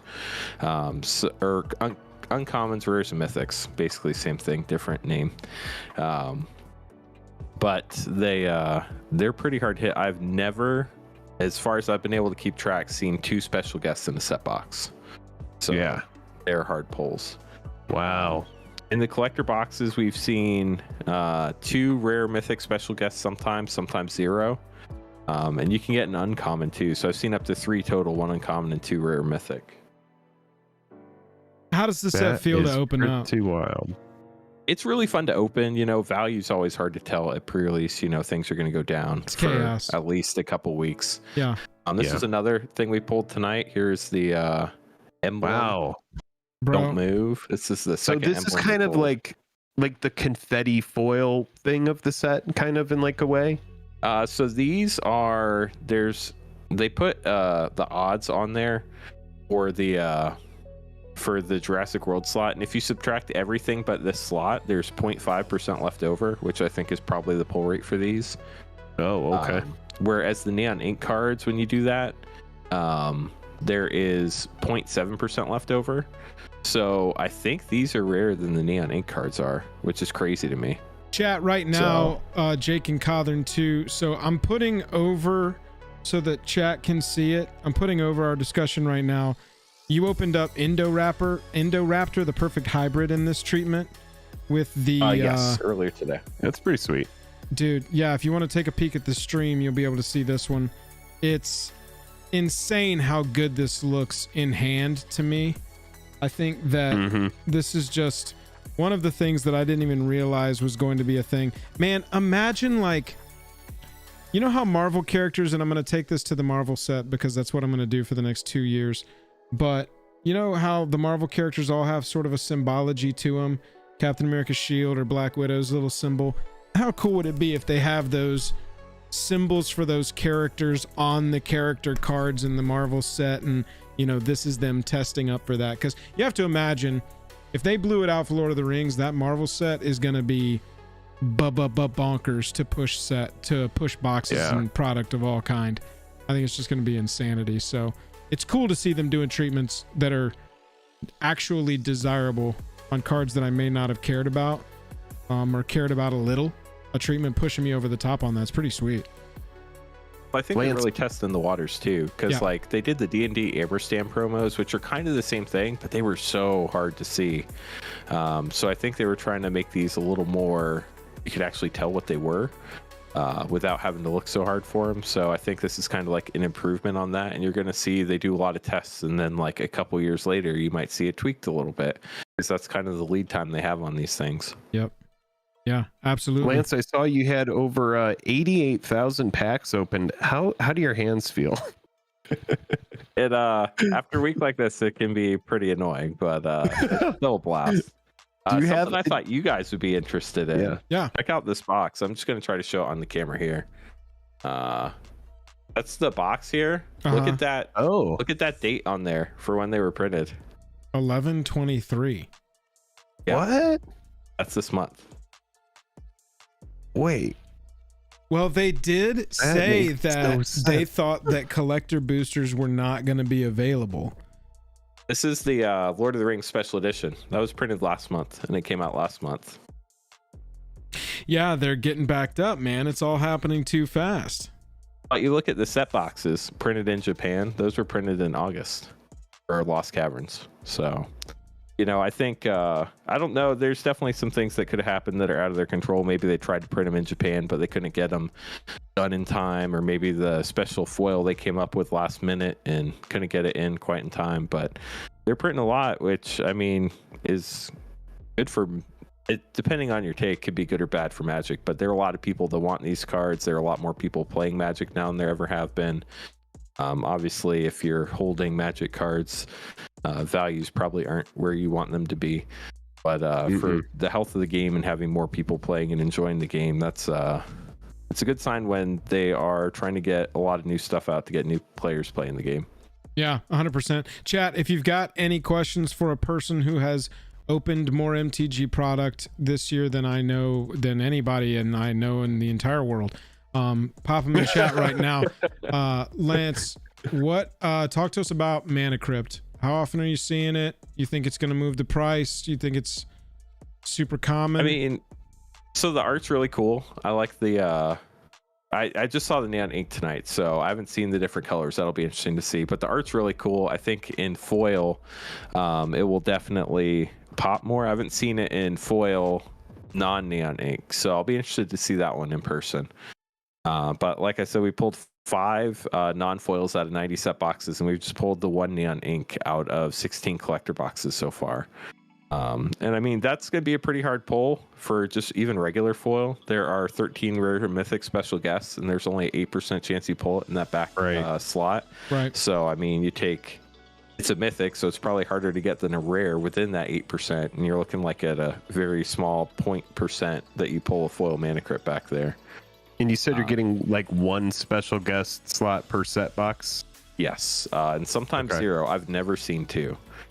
Okay. I see Dingo's asking about Cavern of Souls. Pretty sure I pulled a foil borderless. I might have pulled a regular foil, and I pulled maybe like 2 non-foil borderless tonight. So it's a regular mythic. set It's a pretty mythic. hard pull. Yeah, but it's a set mythic. It's not a play booster. I mean, it's not a play booster. It's not a special guest. Maybe one day it'll be a play booster. I got all these terms bouncing around in my head, dude. Well, I have all to the agree foil with Jank. terms are hard to keep track of too. Jank is saying chances are this isn't going to really bring the price of them down very much. Yeah, I'd have to agree. I had a price prediction for Mana Crypt that it would get to like sub 100, and it looks like it's probably not going to happen. If you only open 5 in that much product, I mean, those will just get soaked up, and they're probably even going to have more of a demand than the normal version because they have some big pimped out, neon ink thing going on. Yeah, and I'm not like a big MTG Finance guy. I'm really bad at all these trends, but the contrary in me kind of wants to say, well, maybe the price might even go up because people were trying to sell their Mana Crypts to get ahead of it. And now that they're not as rare as you would think, maybe it bounces. Opposite day. Yeah, that can happen. Possibly. I mean, we'll see. This I might have to me unlucky. doesn't. Maybe you pull This more. doesn't come off as meaningful reprint, in my opinion. I think it is a reprint. It's definitely a reprint, and it should affect the price in some way. But this isn't like, in the video we just talked about where we're talking about Demonic Tutor and Smothering Tithe getting printed into a Commander Master set where you have booster packs that, sure, they're expensive, but you're opening, 3 or 4 rares a pack and or mythics. And so, that just, it seems like it probably won't dip that much. What do you guys think about based the on your art numbers on this one? Like, I know they've obviously had borderless art before, I believe, in a box topper somewhere. Do you think this new art is more desirable than like the main Mana Crypt art that's just straight out of like mystery boosters, or where do you think this falls in the desirability? Like, is this one maybe one of the more expensive ones, and then the older ones kind of take a dive a little bit? Chad, I'm pulling them up for y'all. I y'all. don't think it's. I would say as far as like masterpiece Mana Crypt and like Double Masters original, like that came out of VIP, I don't think it does like what those do.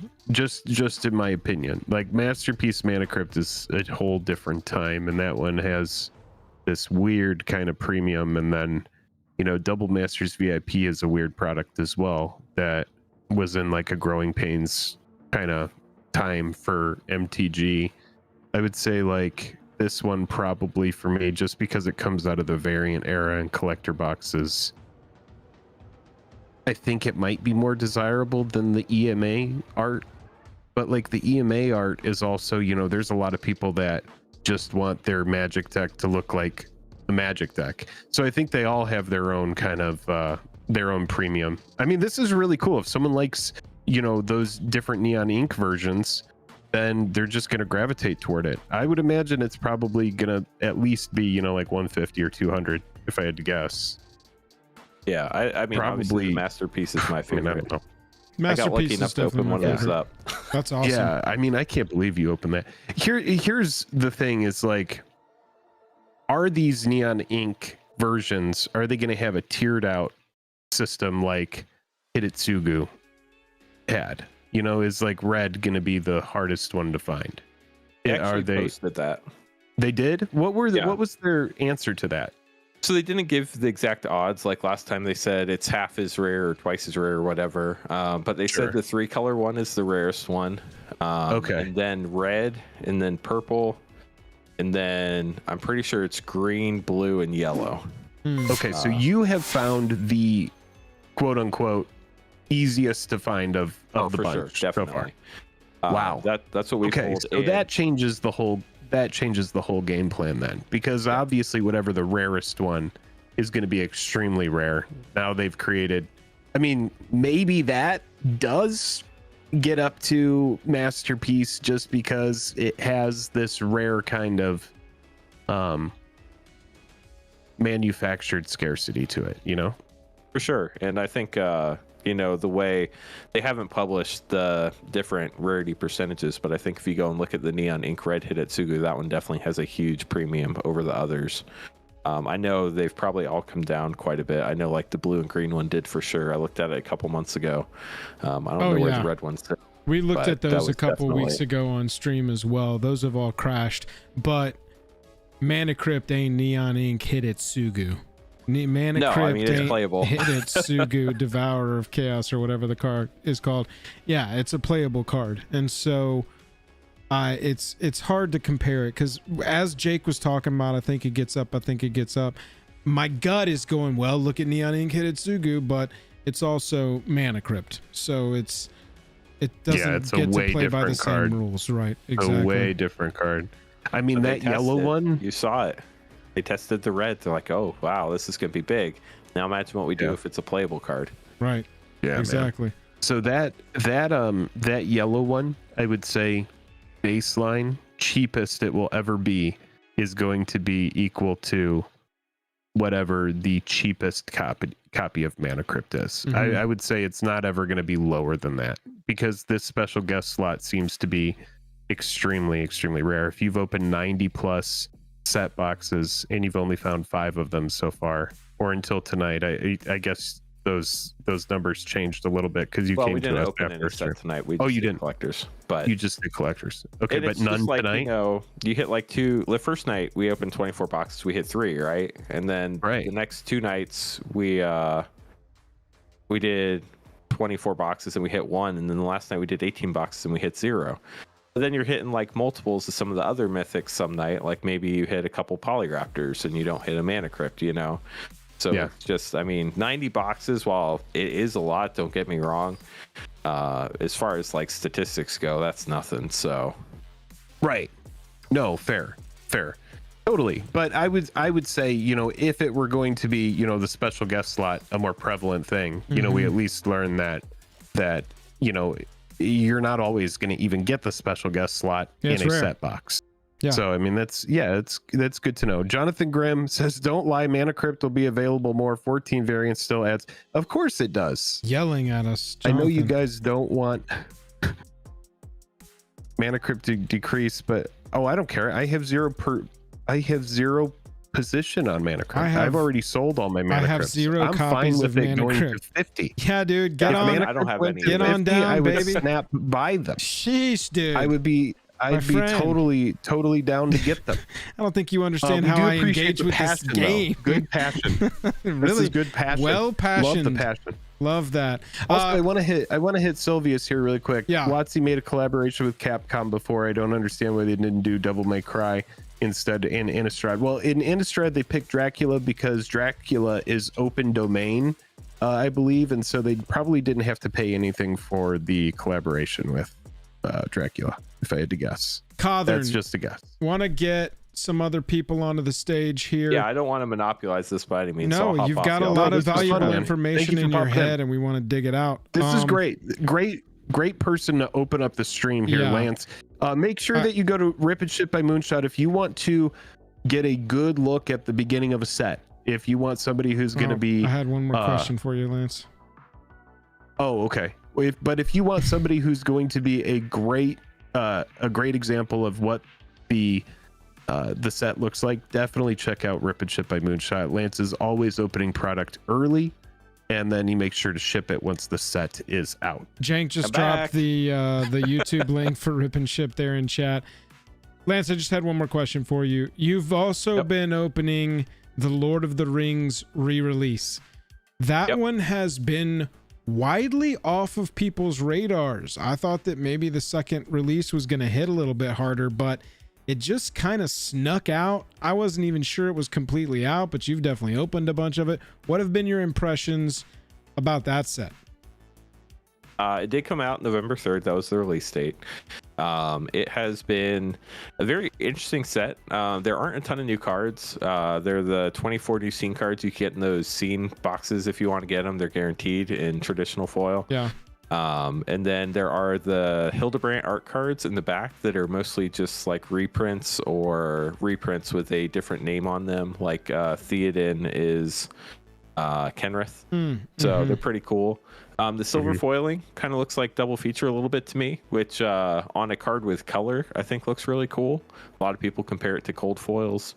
But the scroll frame, it's pretty cool. I like it. I've had some people say I hate it, and other people are like, I wish I knew this was coming. I would have waited to buy all my collector boxes till this came out. So that scroll very treatment polarizing. is I don't like the scroll frame. I see what they're trying to do with the negative space. They're trying to put like the black there on the side to really make it look like a scroll. Like I see what they did, but that is a lot of negative space. Boo. So yeah, just for me, I'm kind of low on that frame. Frame it's treatment personal on that preference, which is the cool thing, because like some is. people love it, some people hate it, and that's honestly how a lot of Magic is these days. Absolutely, but there are two things in particular that one thing really rubbed people the wrong way that had gotten the first time were the Surge foils coming in at 1 in 8 packs instead of 1 in 100 packs. That like totally tanked the Surge foils. Like that was insane. What a choice. What a wild. I have a note written down on my videos to be made. Surge foil prices plummeting. They seriously rug pulled the shit out of all of those people who got those cards. I mean, think of somebody who collected the whole set and spent like $100+ on every card, and now there's one you could probably get for like $5-10 probably. It's so brutalized the price of those. That's insane. Yeah, but the serialized have been cool to pull. We got one poster. We got Mount Doom that looks sick in the serialized foil. All right, that's fun. And we got Dol Amroth, which is Minimo School at Water's Edge. Yeah, that's sweet. I mean, they're cool, but they're hard pulls. They're like one every master case or more. Yeah. So I mean, you're talking like 24 to 36 boxes. So they're extremely rare, but they're only numbered to 100. Will they be worth more? Who knows? Yeah, lots of serialized stuff. All right, Lance, we're kicking you out now for good. We appreciate you. We're going to have you back in the future, though. Thanks for coming by. Later, buddy. We appreciate you. All right, see ya. Lance, mod, if you would drop the URL there one more time in chat for Lance's channel. Spectre, you're going to be up next. I'm going to get a Boro in here, get a patron in here. If you want to call into our show, hop in the Discord. If a model drop the Discord link, hop in the Discord, go to Frixian Arena. It's the stage right at the top of the server listing. You'll see it. Hop in, click on request to speak, and you can call in. Aboro, what's on your mind in MTG tonight, my friend? You hear me all right? Yes, we can. How you doing? All right, cool. What's stuff on my mind? I would say probably just the amount of reprints. I think it's kind of crazy because I've started like in 2020, so I'm a bit newer into this, but the reprints and the prices going down is just like I love playing casually and I enjoy the game, but I'm amazed seeing these reprints at so much, even like Mana Crypt, even like. Well, that's if you started in 2020, it's probably good for you, right? You're getting to catch up on a lot of singles that were absolutely crazy scarce before the pandemic. Oh yeah, for sure. I definitely snagged some, and I got like even a Force of Will and like other good stuff. Even before the reprints, I got them for cheap. Like I got an $80 Force of Will like before the reprint, and I felt pretty good. But now it's like $80 still, so I was like, it's all right. Yeah, see, you got to skip. skip. 4 foil forces. I bought 4 foil forces at like 150 to 200, and those were like when Double Masters VIP was out. And I remember just picking those up, just trying to get that that Eternal Masters version of it. And I mean, the price of those has gone down pretty dramatically as well. Yeah, 100%. Playable card in every format.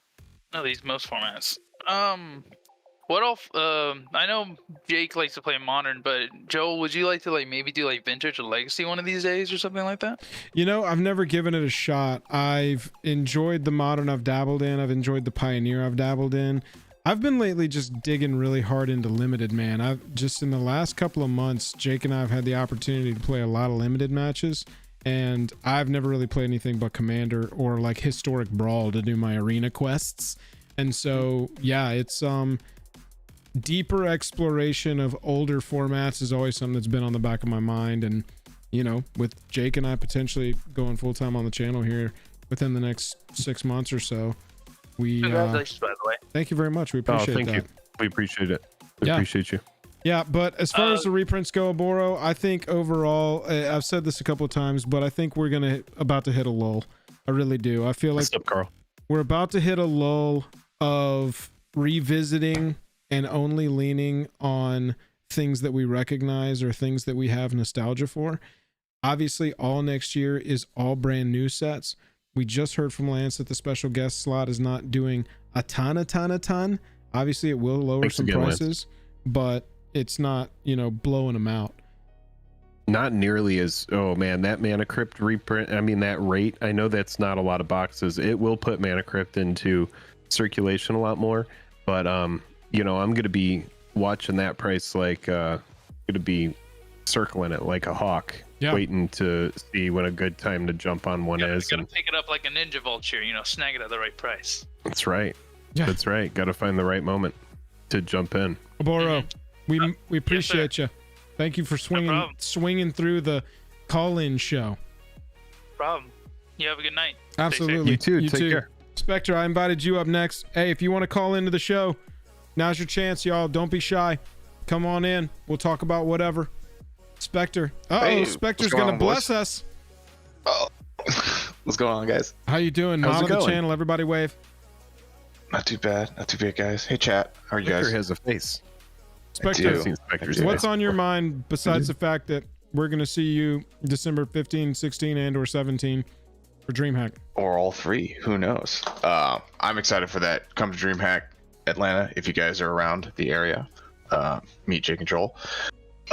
Speaking of limited for that as well, that we should probably mention. We do have a code for DreamHack. Yeah, use code JAJAM if you do want to go to DreamHack, y'all. Use that code JAJAM, 20% off a badge. It's not like we're not sponsored by them. They're not paying us to say that, but it can get you 20% off if you want to go to DreamHack Atlanta. So go use that code JAJAM. Spectre, what's on your mind with MTG? $20. Oh, hold on, Spectre, really quick. sorry. $20 super chat here. Oh, hey. Full-time Jake and Joel, and then you got the kind of like this emoji of it's like happy crying. So thank you so much, Alexander, for that $20 super chat. We appreciate you. We feel the same way. We're getting very close. We are achieving our goals, and it is honestly built on all of y'all's shoulders. So thank you, Alexander. We appreciate you. That is a new stream monarch, Alexander. Crowns in chat. Hail your new stream monarch. All right, now let's talk to our friend here, Spectre. How's it going? Good. Got to play some limited yesterday as well. We broke out my Neon Dynasty cube, so that was exciting. Oh, sweet. We all got the draft up. Do a lot of that. Neon Dynasty I have a question, and then I'm doing some shilling. Commander archetypes. You guys excited to build 2024 that isn't Reanimator? Oh, I'm building a Marin deck because I just pulled a really fun version of that card. And so I was thinking about doing like kind of like an all-in graveyard shenanigans, but that's kind of like Reanimator, I would say. You know, It's okay. That comment was but mostly I for feel Joel like anyway.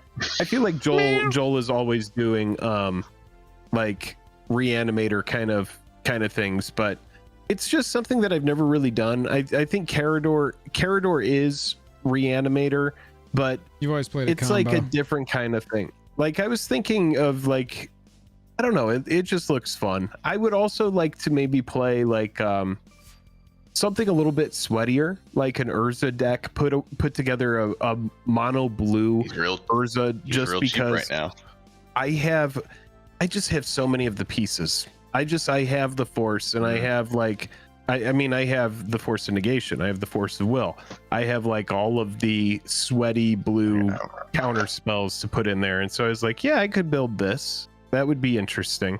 That's a direction that I've never really gone with a deck. Nice. Yeah, I'm all for sweaty blue mono blue decks. That's some of my favorite decks. Anyways, I'm here to shield the Discord. We have sweet. awesome stuff going on in the Discord. We have a Commander League. It's sick. People are talking about it all the time. There's a patron chat. You can come.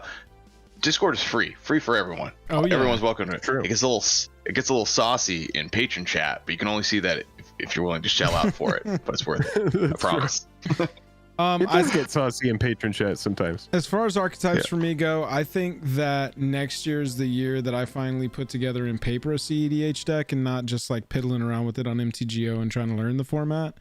Yeah, let's go CDH. Hell yeah. I'm in there with you. Yeah, there you go. That's kind of where I'm looking. There's gonna be precons that I let sort of guide me, right? Dahada happened at the end of last year, and that has sort of guided me through this whole year. I just landed on Elevair and decided that I'm taking apart one of my longest time commander decks to put the cards into this Elevair deck. And so that's gotten me back around to Enchantress, which all I did was bitch about this year. And so it's, you know, as far as the casual commander decks, I just am sort of letting precons guide me through new commanders. And when I find one that I think is interesting or OP to a point where it'll be fun and not OP to a point where it's not fun for anybody, that's where I want to, you know, land. And those are the ones I'll play, and that'll be my archetype. But CEDH, I think, is more accurate to answer your question. Do you have a CDH commander picked out yet that you're kind of leaning towards? Or? On Ukima and who's the partner for Ukima? It's Kazur. Yes, Kazur and Ukima. Thank you. Kazur and Ukima's the one that I picked out to learn on because it can play Thassa lines, demonic consultation lines. It can also play food chain lines, and so it's sort of they just took all of the best, and I don't even know if it's a strong meta deck anymore, because I'm sure those lines at this point everybody in the meta knows how to play around them and, you know, counter stuff, and there's new stuff popping up. But I wanted to learn food chain and Oracle at the same time, because at the time when I was learning like 2 years ago, it was, you know, those were primary ways to win in CEDH out of the gate. And so that's I haven't gone past that. I'm an attacker, so I, you know, Jetmir, Winota, Magila, those would probably be something once I like want to settle into what is my deck and not just learning the format and playing the archetypes, so I know what the weaknesses feel like and I know how to play against them when I play against them. Probably go with some kind of attacking thing, and that'll be where I land for my quote unquote deck. Nice. Yeah. Well, it should be a fun journey as you build that out. Yeah, absolutely. Thank you for the advertisement for our stuff. Your check will be in the mail. Yeah. Thanks. Yes, also, we're doing early access stuff tomorrow on the Discord as well. So if you have an interest in Lost Caverns and the standard and what it's going to look like, join the Discord. We'll be doing stuff at 9:30 That's Eastern. right, chat. Jake and sorry, I, not just 9 p.m. Yeah, 9 p.m. Eastern. Jake and I are unable to stream the early access events, so producer for the channel Spectre. Going to stream it into the Discord for our Discord members and hang out and play y'all's decks or play his decks or let everybody see each other's decks. I don't know what's going to get. It's going to get crazy, but We're going to be looking at decks. oh yeah. Lots of decks. Lots of decks popping out. Drowning in decks. Oh yeah, absolutely. Yeah. All right, well, we're going to kick you out of here because we got a lot of folks waiting. But before we get to the next people, Joel, I need you to take it to our two heads because we forgot to do something extremely important that we need to do right now. Yeah, absolutely. See you guys. See you later, Spectre. Thank you so much for popping on in. We are going to tell you about our sponsor, Card Conduit. Yeah, absolutely. This was we were going to tell you about it after the great pickups, but we're going to tell you about them right now.